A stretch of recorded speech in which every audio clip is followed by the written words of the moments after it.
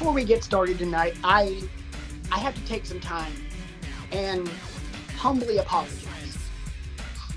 Over the last couple of weeks, I have been very obsessively consumed with baseball playoffs.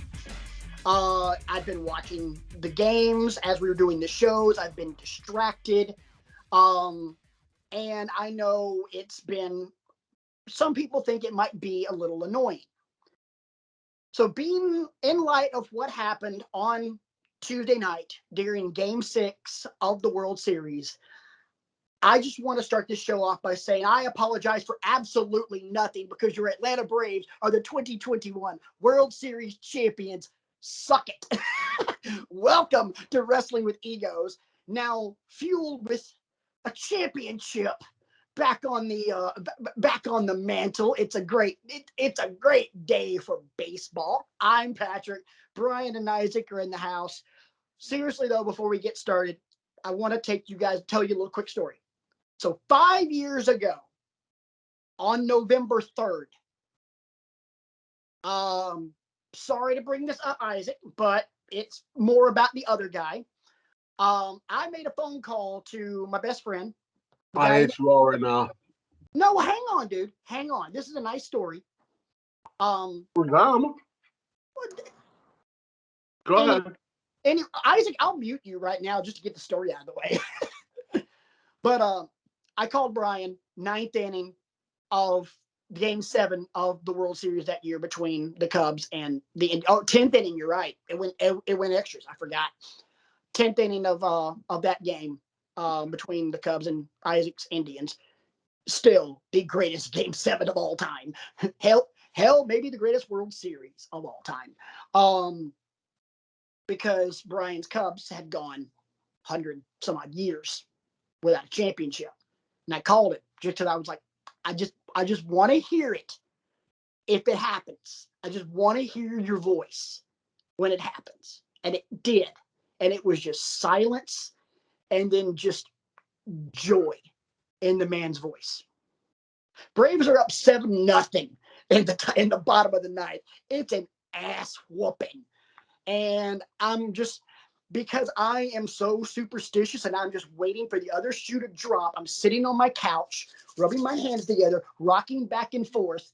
Trust me. And as I explained this story to my wife earlier this morning, she went, "So you were sitting on the couch, rubbing your hands together and rocking back and forth." Yeah. Oh, how well she knows you. Oh, very much so. And all of a sudden my phone rings and it's a video call. I'm like, who the hell is, and I look down and it was him. Exactly. Returning the favor. Watch the last 3 outs, and he watched me break down in tears. Damn, what a night! It was the least I could do. And for that, I love you, man. Isaac, don't get me wrong. Isaac shot some congrats the next morning when he woke up. Because let's be honest, he didn't give a rat's ass. And Isaac, you can rest assured that when the shoe is on the other foot, because the Guardians are not that far off. We No, they've got the pitching. They make a couple of shrewd moves in the outfield. They've got Jose Ramirez. They're not that far off. No. You know, if the shoe goes on the other foot, we will be calling you to offer our BOMOs and congratulations. It was okay. We will see how that goes, but this is going to be another 25 years when it comes to the Indians. No, not with the smart front office you guys have. Hey, that's for audibly offensive. That's for another time. Yeah. That's for baseball tonight. That's for baseball tonight and the podcast I used to be on that doesn't exist anymore. That being said, speaking of audibly offensive radio, shout out tomorrow, November 5th, Chris Lemke's birthday. Love you, brother. Anyway, we got a huge show tonight here on Wrestling with Egos. Thank you guys so much for watching us on YouTube, checking us out on Anchor Podcasts and all of our other platforms, including Spotify, Google Podcasts, and Apple. However you guys are consuming this, please, we would greatly appreciate it if you'd smash that subscribe button, like us, give us a 5-star review, everything you can. We're trying to grow this brand. You've seen all of our social media accounts. Don't forget to tweet the show at Wrestling X Egos. Facebook page, you guys have already seen. There we go. Gentlemen, we had our show planned out in advance because nothing happened. We were going to talk about John Moxley, and then we were going to just talk some fun stuff. And then because we're professionals and we go into the show with an idea of what we want to do and what we want to accomplish. Right. And then today happened. Yeah, then today happened literally at about an hour ago. And our show just got kind of up and right into the bin. So, Toby. So, in case you haven't seen it yet, what's the number on tonight, Isaac? Total? No, just tonight. We had 18 people. 18 people released by WWE tonight. And some of the names on this list can be filed under how do you screw this up? Let me read off the list, and I want and just watch all three of us slowly burn. Nia I'm gonna smile. Nia Jax, Eva Marie, Mia Yim, Harry Smith, Keith Lee, Karrion Kross, Lindsay Dorado, Grand Metalik, Jeet Rama, Katrina Cortez, Trey Baxter, Zayda Ramir, Jesse Kamea, B-Fab, Oni Lorcan, Scarlett Bordeaux, Frankie Monet, and Ember Moon. Now, there's a lot of names, boys, on this list that didn't really pan out in NXT, and in some of these cases, completely and utterly sucked, namely the namesake of our Worst Wrestler of the Year award, Nia Jax, and Eva Marie. Shocker, Eva Marie didn't pan out a second time. Doggone it. But and Harry Smith, even though they brought him in, they never used it. Here's my question. How in the shit do you miss on three names? Kross, Moon, Lee. How do you miss on any of those three? First off, Karrion Kross is the victim of some of the worst freaking booking in WWE history, and that is saying a lot. They call him up as NXT champion. He loses his debut. Then they put him in that god-awful mask and the strappy thingies. He looks stupid, and it's just one damn dumbass decision after another. Ember Moon, Vince, before there was Finn Balor, there was Ember Moon. An amazing talent in the ring that Vince got pissed off at because they got hurt. And then from there,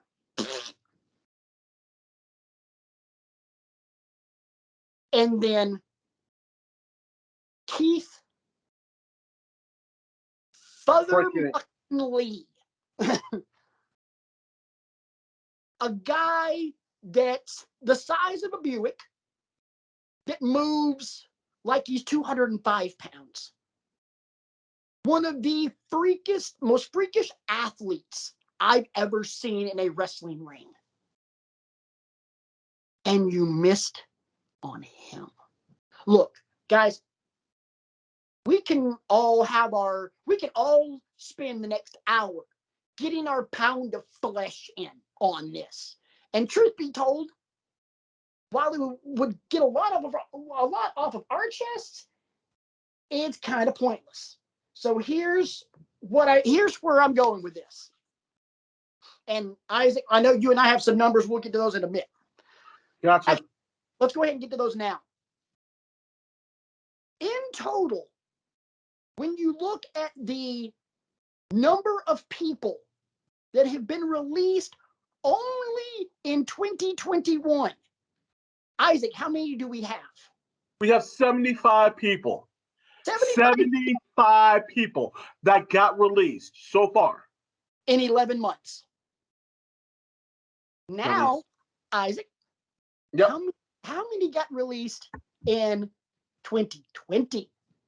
We have a total of 41 people that got released in 2020, along with the count of the 75 people that we got in 2021. So carry 2. Yeah, that's correct. It's 116 people that got released from WWE in the past 2 years.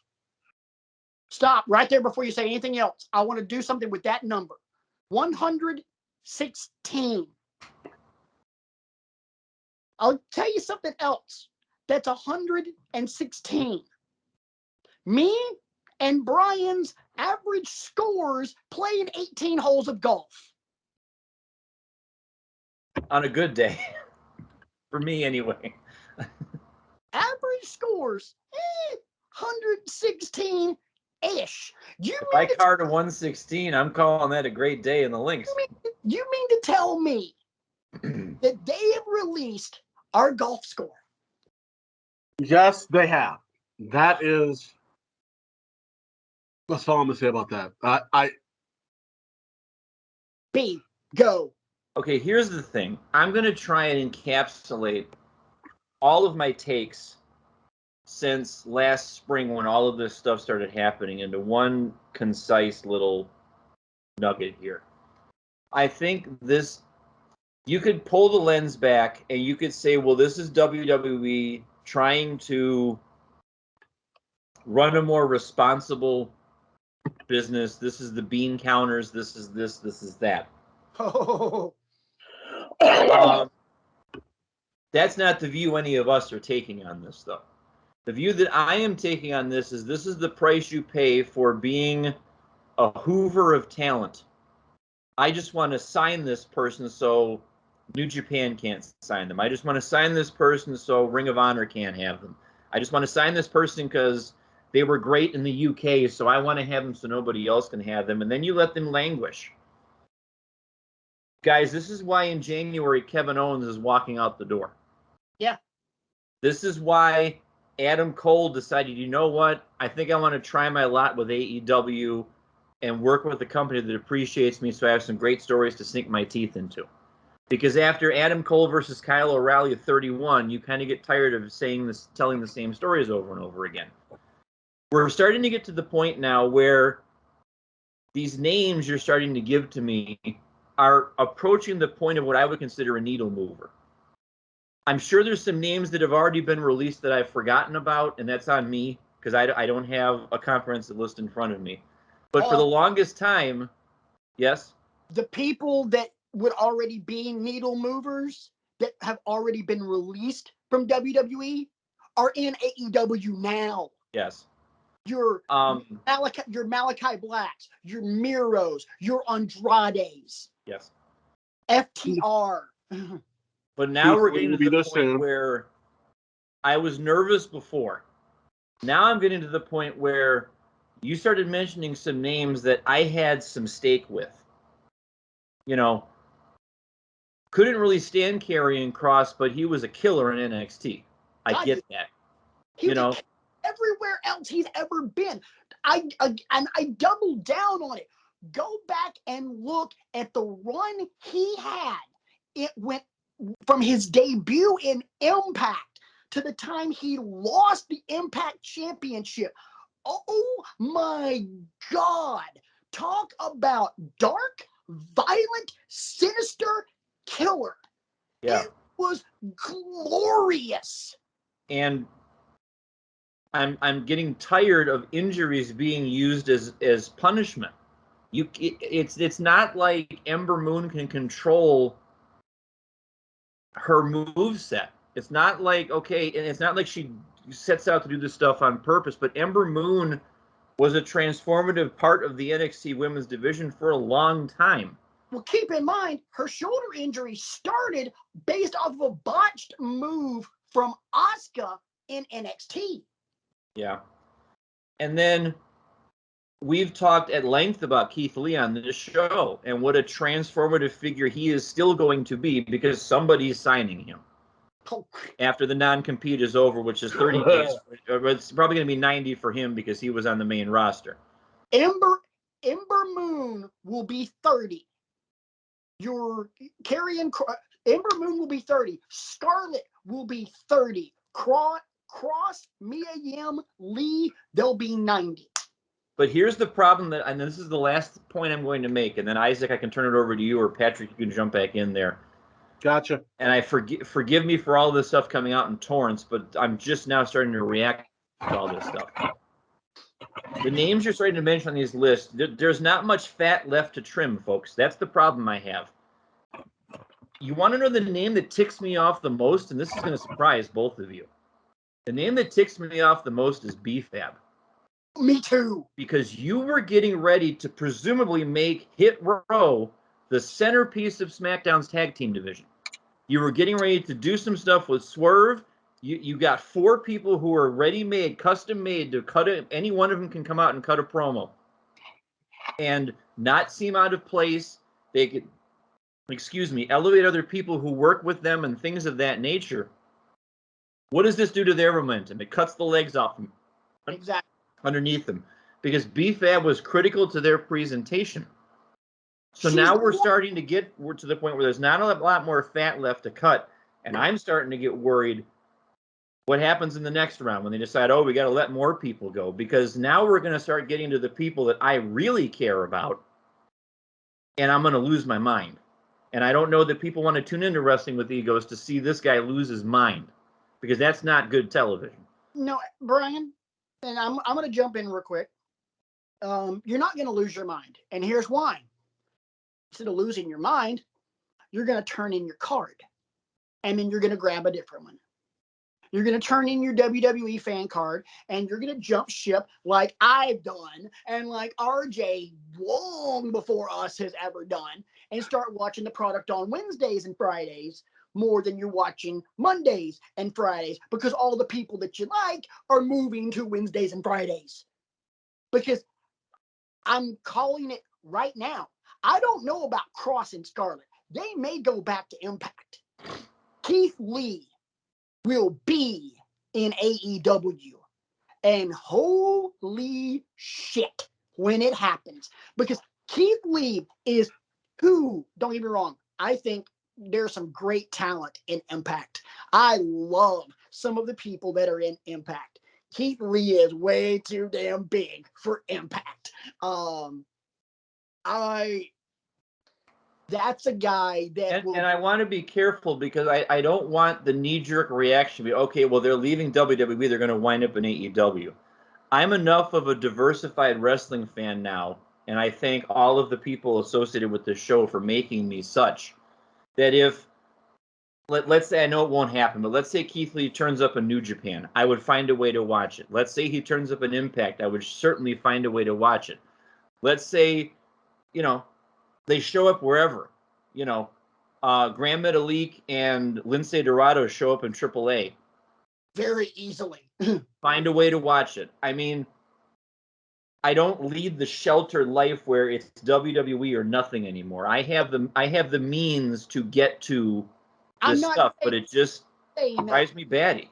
I'm not saying that. I'm saying, focus shift to Wednesday, Friday as opposed to Monday, Friday. Because people like Keith Lee are, as you put it earlier, needle movers. One last point I want to make, Isaac, and then I'll throw it to you, and I'm going to ask you guys a question to put a bow on this deal. BFAB, Hit Row. You brought up a million great points on that one, B, in terms of cutting the legs out from under the group. Literally, they just got started, and now they've lost a member. Here's another thing that you missed. Don't these guys perform their entrance theme on the way to the ring? Yes, they do. Doesn't she sing that opening part, that hit row, and then rap the first part? I think she does, but that's okay because Vince is friends with Mary J. Blige, so we got that covered. I'm kidding. Look, I wanted to see the look on Isaac's face when I did that. That was. No, I don't know that much. I know about Mary J. Blige's, catalog. I know she can sing. I don't know if she can rap or not. Oh, she can rap. She can spit. She's done it before. I've never heard her. I mean, I've heard her You don't sing. need no hateration. I'm like, okay, she's a killer, but holleration. Oh, that's right. That is her. Yeah. That is her. Family affair. Sorry. Go ahead. Apparently Isaac's going to do it. So we're good. We're good. Return to your homes. Everything's fine. I don't know. I don't know if he would look good in those boots or not, though. It was just Halloween. I can get away with anything. Damn it. That's all I'm saying. But that's my thing. Like, okay, you literally just got this started, and now you're going to take 1/4 of it out. And it's going to lose its effectiveness. Yeah. So can I tell you what's going to happen more sooner than later?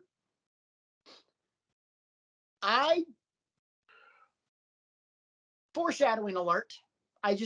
Nostra Swafford showing up right now. No mistake. By SummerSlam. Last man standing out of Hit Row will be Top Dollar. Swerve and Ashanti will be gone. Could even be sooner than that. I mean, right. But Top Dollar, AJ Francis, will be the only guy left. I mean, from what little I know about them, I would think it would be Swerve because he's got I feel anyway like he's got the biggest resume of any of them. Okay, first, he does, yes, but do you think resume really matters to Vince? No. The only thing that matters to Vince is size. Right. He wants the big man. And Dollar is huge. Now, he when it comes to Vince, we all know this, and he has always gone for size better than size and physique and having that look. Top Dollar is the look that he wants to go with right now. Is it the right thing to do, Vince? We all know you dropped the ball, 10 months ago. We all know that you have not been doing what you need to do with 18 people that you should have kept, and some amazing talent. And I'm not gonna even sit here and start of how frustrated I am with the fact that they just, let BFAB go, that they just let Keith Lee go. Are you out of your freaking mind? One more thing, real quick. Why the hell would you break up Scarlett and Cross when you call him up to NXT to the main roster? Dumb. I mean, there's so many stupid decisions that they've made. This is just another long list of them, and which gets me to my next question. Of those people, except Keith Lee, who shows up and makes the biggest splash, and where? Read me the list again. Shit, I turned off my computer. Then never mind. The big ones about Lee, Cross, Scarlett, Mia Yim, Ember Moon, Nia Jax, Eva Marie. You know what? I'm gonna go with only because nobody ever says this. Nobody ever says this promotion. If you say Eva Marie, I'm cutting you off now. Nobody says this promotion for anything. We all want a knee-jerk AEW, and I talk about New Japan this and all that. Frankie Monet will return to her Taya Valkyrie name, and she will further give depth to the women's division of Impact. Oh, there's no question about it. I think that's first off, earlier today, after her release was announced, she tweeted out 30 days and she's back. Okay. So, okay, she's going Taya Valkyrie. She'll totally go back to Impact. That's where she made her name. Educate me. What was her presentation like in Impact as Taya Valkyrie? What kind of a character was she? Hollywood starlet. Okay. But not as simpered and neutered as she was in NXT, because I hated the NXT presentation. Oh yeah. It was not believable. That was horrible. She was more of a pampered little socialite kind of character in Impact, because she carried the dog around in the purse, and she had someone that just fawned, like some little cabana boy type character that just fawned over her. I don't know what the hell he was, but she also was, when it came time to get inside the ring, she was an absolute terror. Okay. For me, it's Ember Moon. And Ember, with her talent, her skill set, and her ability to cut a promo, that's a hell of a fit for a women's division that is desperately in need of a shot in the arm, of another top-tier athlete performer to raise the division in AEW. Because they're on their way. They're on their way. But they're not there yet. I think the only thing that AEW needs right now is one or two massive gets for the women's division.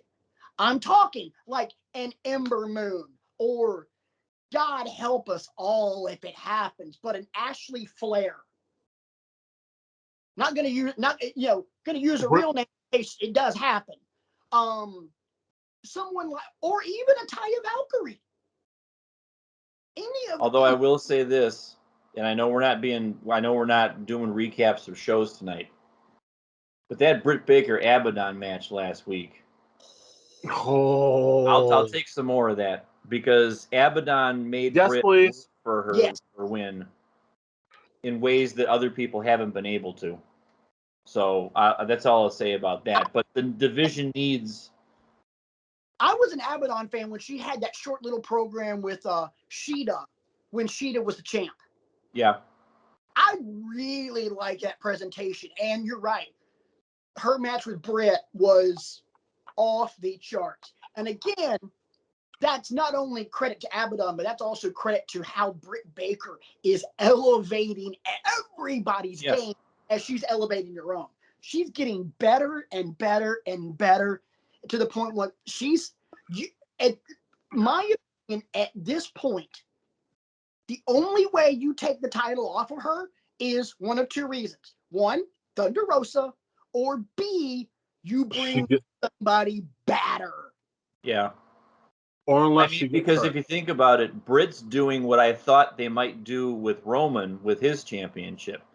Britt's been fending people off left, right, and center for the past 3 months. It's not one person every single time. Right. To the point where Britt might get paranoid, like, where's this next? And that's maybe where you bring in the big name. That's maybe where you bring in an Ember Moon. And now it's like, oh my God, I got a big problem here. Plus, I got all these other girls that want it. So, Right. That paranoid champion angle. Yeah, I really think Ember Moon going to AEW would be a paradigm shift. Foreshadowing alert. Isaac, your thoughts on that, and then let's move on. Okay. I've been thinking about this, and I think Ember Moon should go to AEW. That's my personal opinion. I think that the WWE keeps dropping the ball. I got a feeling in a couple months, Ashley Flair will be there in AEW because of her ties with AEW and her man being there. I got a feeling that, will we be oversaturated in AEW a little bit, but I'm liking what they're doing. I like the direction that they're going. And I got a feeling that the WWE still is like walking around a room, hitting the walls, but their eyes are closed and they're turning into blind men because they can't see the talent that they have, and then they don't know what the hell to do with it, and they keep bumping into walls like three blind men saying, "We'll let them go. We'll let them go. We'll let them go," and they're messing up. And we all know it. We all see it. We're not going to sit here and turn in our WWE card because we're going to set it on fire. Then we're going to blow it up because that's what you're making us do. And that's the problem right now. We're not going to turn it over to AEW. We're not going to do that. We're going to set it on fire, and then we're going to shoot in the sky and shoot in the sky like it's a firecracker. It's going to turn the 4th of July. Thank you very much. That's what they're doing. They're messing up, and they're messing up horribly. And, Keith Lee, please go to AEW. I want to see you there. We'll go there. But which person do you think would make the biggest splash? That's the question. Do you think it's Ember to AEW, or do you think it's somebody else? It's Ember to AEW. Oh, I had to ask because you started there and then you went on. Then you went down Isaac Street, and I'm just like, wait. Huh? Don't make me turn this car around. Back on the highway, bruh. Back on the highway. That's what I said. Hey, we ain't off-roading tonight.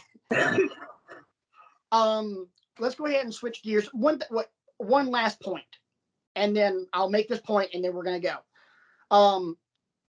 These cuts happened to coincide with the quarterly business call with the stock investors for WWE, and they reported that they profited close to $250 million this quarter. But budget cuts were the reason for all these cuts. Moving on. Let's get serious for a moment, because we got some news earlier in the week that was a little disappointing, but it will have a happy ending. As most of you guys know, Jon Moxley and AEW announced that he was entering an alcohol treatment facility to undergo rehab. First off, good on you. Very happy to see the fact that he's taking those steps and being brave enough to deal with something like that. I think it was Isaac that made this point in pre-show, or it might have been Brian. I don't know who, but raise your hand when I start going there. It seems like since COVID started, that it's becoming a lot easier for men in sports to start talking about health, mental health, addiction, things like that. I think that, Isaac, was that you? I think it was. I couldn't. We talked about so much bull crap before we started. It kind of. Right. But just whoever made the point, I agree with it. Right. Kevin Love from the Cavaliers made statements like that. Kyrie Irving from the Brooklyn Nets has made a lot of statements, but some of them a lot of them very asinine, like, the earth is flat. But he did talk about mental health. He also thinks the earth is flat. Simone Biles pulled out a part of the Olympics this year because of that. Naomi Osaka had had mental health issues during Wimbledon or the French Open or something like that, but you know what I'm talking about. Even so much recently as Eddie Kingston has been very open about his battles with depression. He appeared on Busted Open earlier this week, or maybe last week, to talk about it, which I love, and as someone who appreciates the caring and understanding that goes into someone else's mental health, I love the fact that we're going here. Which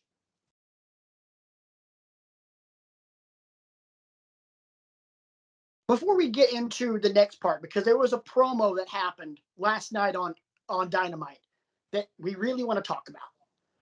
But I want your guys' perspective on not only Moxley having the balls to be able to say, look, I need help, but also as men, what does this mean for you? Is this to pull something out of Brian's hat last week? Big deal, medium deal, no deal. It's a big deal because I've been on my own journey of this, as both of my co-hosts know.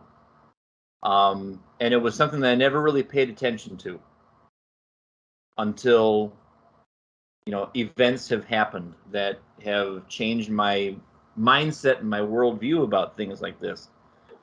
And there is a fraction of the population out there who thinks that, men are not supposed to talk about stuff like this. We're supposed to be we're supposed to keep it together, and we're supposed to suppress the emotions, and we're supposed to do all this stuff.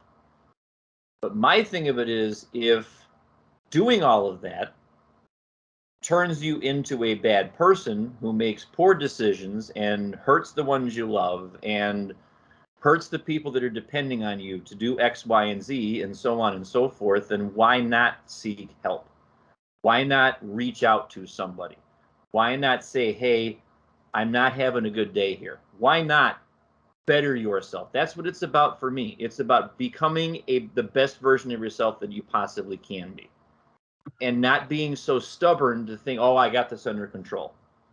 That's really what it comes down to for me. And sometimes, and I'll freely admit that sometimes when I see certain people talking about it, you wonder about the legitimacy of it, but then you have to stop yourself, because it's not up to me to determine whether Kyrie Irving, for example, is being legitimate about his mental health. I don't know what he's going through. It's not up to me to sit here in judgment of anybody. Just the same way that you all shouldn't be sitting here in judgment of me if I say, hey, I need some help. Right. And I am very thankful for the network that I have, because I have been reaching out to them, and they know who they are, and they have been indispensable to me. Because we're all I've said it before on this show, everybody's going through something. And it's a lot easier to have somebody help you go through it than to try and go through it on your own and feel trapped and feel hopeless and feel like you don't have any answers and all that stuff.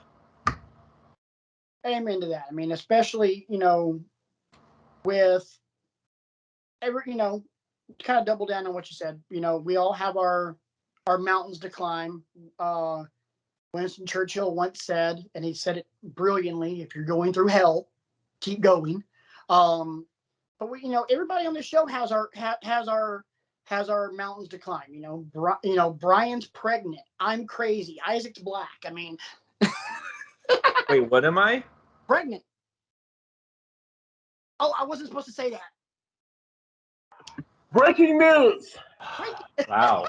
Breaking news. Okay. Let me put my 2 cents in here. Real quick.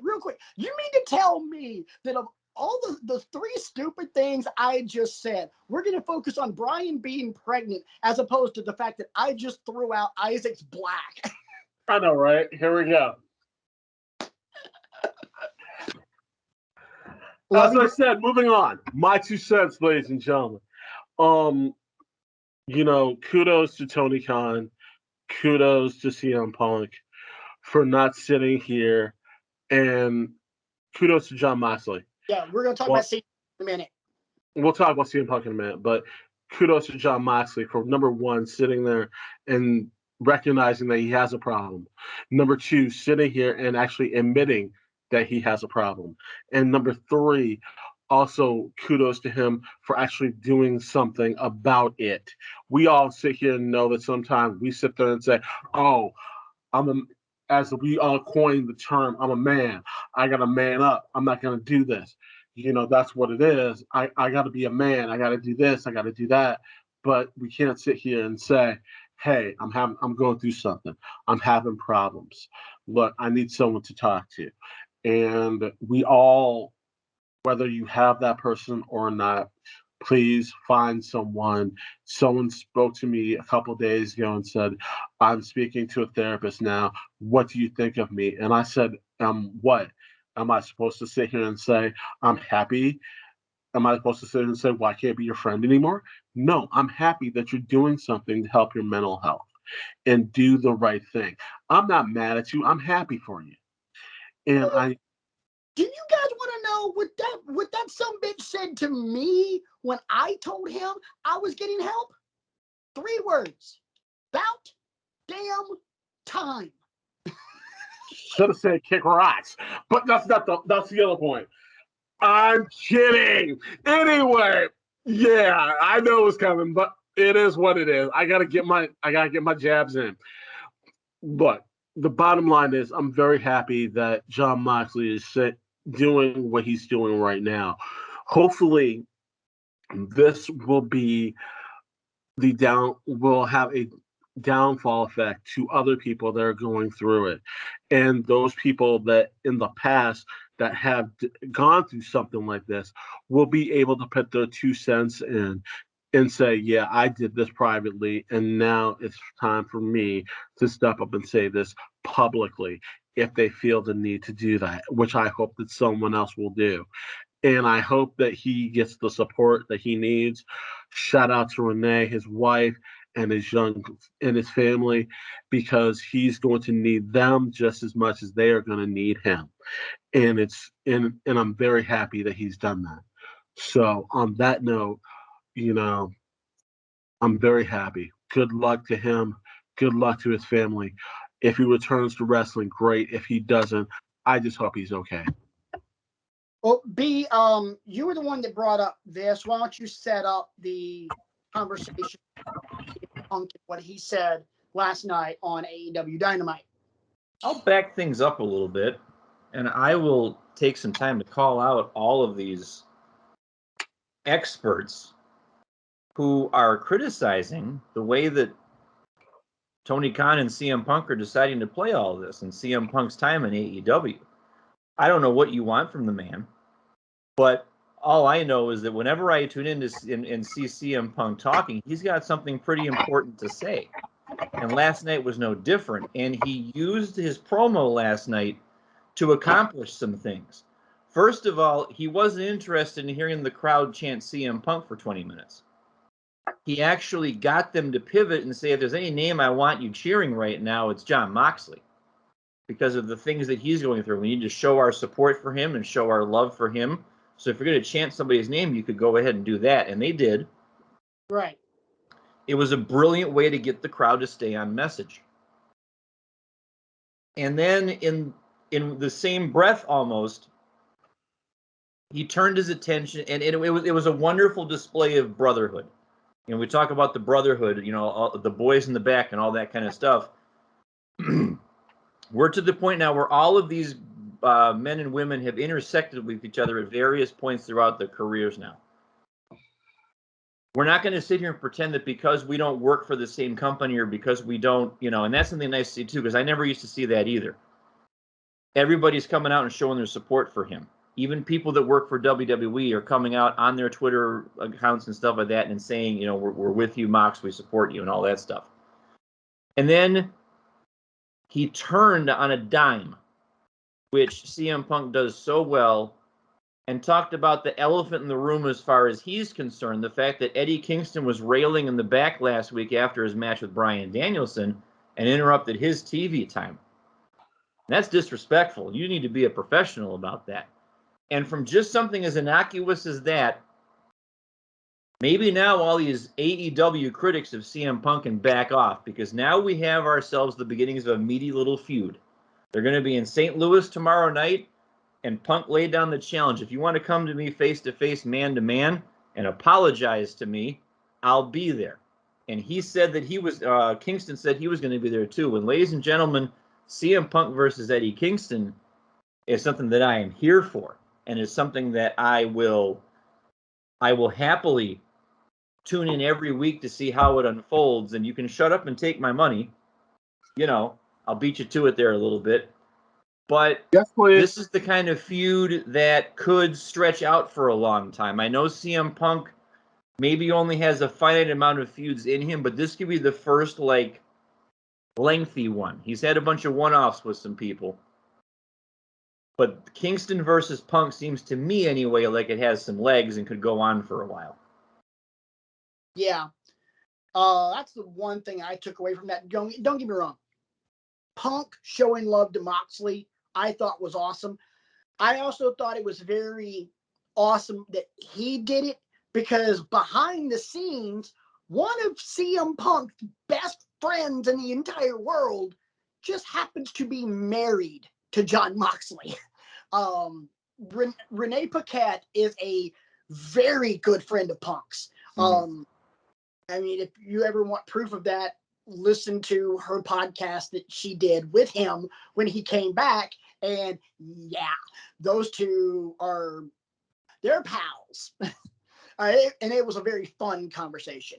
Then we get to Punk and Kingston, and I never really was that exposed to Eddie Kingston until AEW, and holy crap, I love Eddie Kingston. He's great. Yeah, this is gonna suck. If we're leading to a match with them at Full Gear is going to be a really, really crappy pay-per-view. Between that and Miro and Bryan Danielson for the #1 contendership, and FTR and Lucha Brothers again, and MJF and Darby. Oh, and Kenny and Hangman. Yeah, crappy pay-per-view. They need to step up their game. I'm just saying. No, I mean, God, it's like you're giving, Roman Reigns and Finn Balor with the collapsing ring. Hey, look, hey, you watched it on TV. I was there. I spent money on going to see that. I'm the one that gets to be more pissed off about it than you do, B. I took the kid. I think I'm running the getting up and walking away gimmick into the ground. Yeah, you are. Hey, dude, hey, Wrestling with Egos has made a gimmick out of beating the dead horse. I mean, why not? But yeah, I'd like to hear your takes about that, though. And the name that I think has been the most critical is Eric Bischoff, of the way that Punk is his presentation. What else should he be doing? Is he going after Omega right now? Is that the problem? I mean, what's wrong with Punk actually coming out there and telling you how happy he is to be in a wrestling ring? And there's nothing wrong with reinforcing that message, especially if it leads to great matches. I mean, the match that he had with Darby was wonderful. The matches that he's had with, other people, like the match he had with with who? Daniel Garcia. Yes, Daniel Garcia. Even the match he had with was it Hobbs that he wrestled? Yes. No, it was Hobbs. Yeah. Yeah. Yes, it was. It's how much TV time has Hobbs gotten recently? Not much. You're out there, you're wrestling, you're sending the fans home happy. And maybe Kingston gives him a couple of L's and pisses him off. And I don't know what these critics are expecting out of the man. I think, from my take, and this is someone I listen to Bischoff's podcast every week. I love it, but I'm not in the same pulse as him in terms of Punk's or how they've handled Punk's return, because let's really be honest with this, boys and girls. Yeah, from a business perspective, he's a huge name, and you'd want to just throw it out there and get, basically front load that contract if we're gonna talk about like pro sports and free agency and everything else. By the way, to my world champion Atlanta Braves, sign Freddie Freeman, give him whatever the hell he wants. Moving right along. No lies detected. You can Punk right there, right at the very beginning. Okay, well, where do you go from there? At the same time, do you really think that Phil Brooks doesn't have at least a hand and a half in what happens with CM Punk? No, he's very much he very much has a say so in what's going on. So to me, everything that's happened that we've seen, the match with Darby, the match with Garcia, the match with Hobbs, everything else that we've gotten, guess what? He's getting the ring rust off as, on the job training. And you know what I'm still waiting for? What? Send me Hook. Send Hook.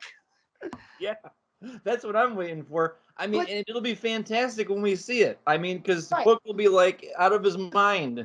But the thing is, slow play. Yeah. Here's the thing. Eric Bischoff, the one thing Eric Bischoff never did in WCW was slow play anything. And the one time he did, he butt bleeped the finish. I had to make sure I didn't drop the F-bomb on this. I'm trying to be good. He butt bleeped the finish with Sting and Hogan at Starrcade. Screwed it. I mean, screwed it, set it on fire, then peed on it. Yeah, he did. I'm being overly. He's gonna find a gif of that, isn't he? No, there's not a gif of that. There might will be, but not a gif for that. Anyway, Bischoff doesn't know the first thing about slow playing anything. He gave us Hogan and Goldberg in the Georgia Dome for free. So for Bischoff, yeah, front load now, go ratings. They're getting their ratings. They might not be where he wants them. Hey, Vince McMahon, same thing. Tony Khan, I gotta move a little bit so I can get the arms in.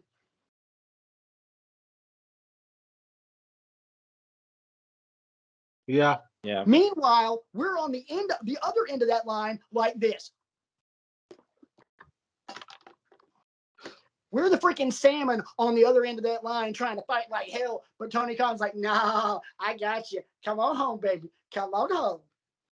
Well, he had me on the end of that line last night when Hangman rushed the ring after Kenny got done beating up Allen Five Angels, which was a fantastic match, by the way. And he missed the buckshot lariat. But hey, you know what I'm looking forward to tomorrow night on Rampage? John Silver and Adam Cole. But it's gonna be that's gonna be. You know what just occurred to me? We have to start putting together our match of the year candidates. We're gonna need a whole bunch of sheets of paper. Shoot, this has been a year for matches. I still got my clubhouse leader though. I have like 1 and 1A, but over the next, foreshadowing alert, over the next several weeks, we're gonna be refining and getting it together, and then we're gonna have that pre-show meeting where we're gonna advocate for all of our stuff, and it's gonna be glorious. Yeah, no, we're gonna get mad at each other. We did last year, Isaac. You missed it. Oh, that was legendary. Okay. Oh, it was a 2-hour-long production meeting followed by an hour-long show, and we were all pissed at each other. Oh, this is gonna be fun, then. That's what it was vile. I am very glad that show, because we wanted to do the end of the year awards together in the same room, and I'm glad that didn't happen because we would have come to blows. And here comes Patrick with a damn steel chair. Not this again.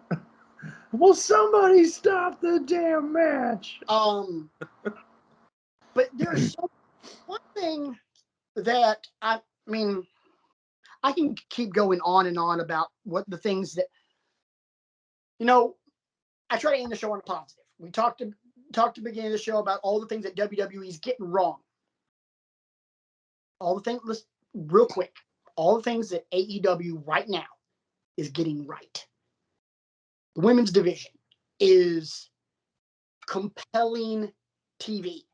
And you're getting banger match after banger match with people that you wouldn't expect to see getting matches out of.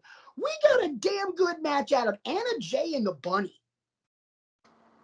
You know, I'm not a huge fan of the Bunny, but we got a damn good match out of them. We got a killer out of Britt and Abaddon. You got, again, I didn't know Alan Angels could work that way. And he went bell to bell with one of the 3 best wrestlers on the entire planet. And he looked good. Kenny didn't make him look good. He looked good on his own. Kenny just elevated everything to the nth degree. Yep. You have been doing a compelling chase between Hangman and Kenny. You've also, with that super elite, that super clique, you've had the Bucks and Adam Cole and Christian and Jurassic Express all intertwined, coinciding with a concerto last night to Adam Cole, baby, more like Adam Cole, ow, ow. And you're also pulling stuff out of BTE on into the ring, namely Silver and Reynolds and their back and forth with Adam Cole, because it's all about the budge. And I will heap some more praise on the most hated man in wrestling right now.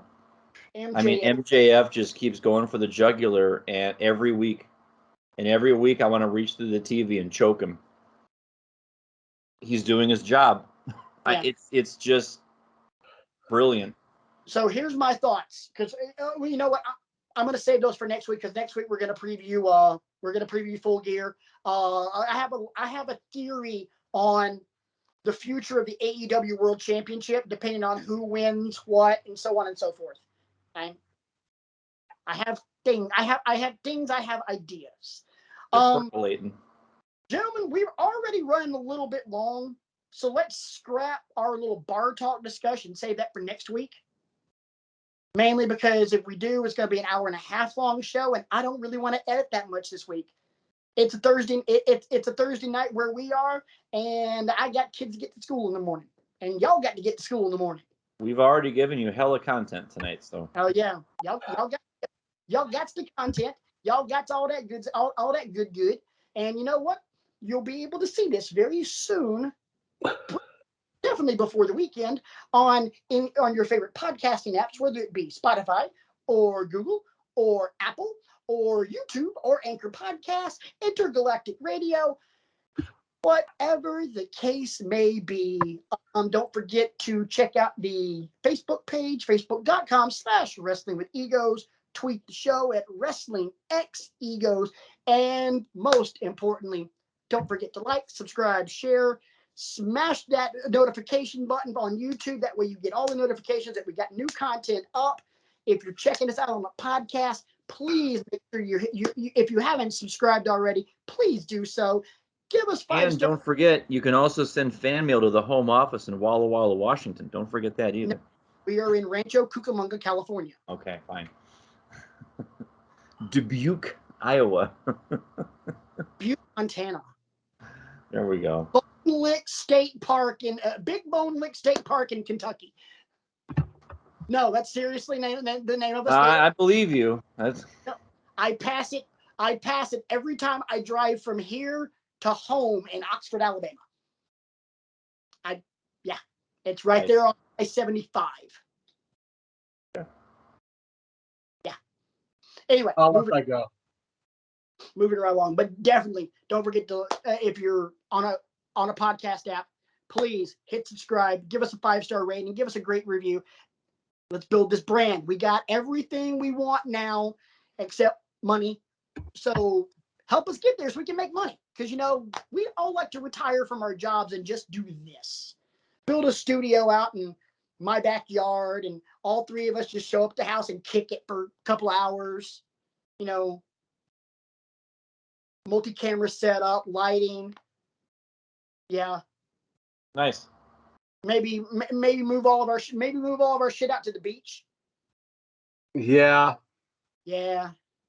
Yeah. And as we get older and like lots of gray hair, we'll move our shit out to Vegas. Oh boy. Yeah. Rein it back in a little bit. Oh, Viva Las Vegas. Viva SYNDICATION syndication. Anyway, for Isaac and Brian, I'm Patrick. It's been Wrestling with Egos. We'll see you guys next week when we preview Full Gear, because this is why we love wrestling. Buy the shirt!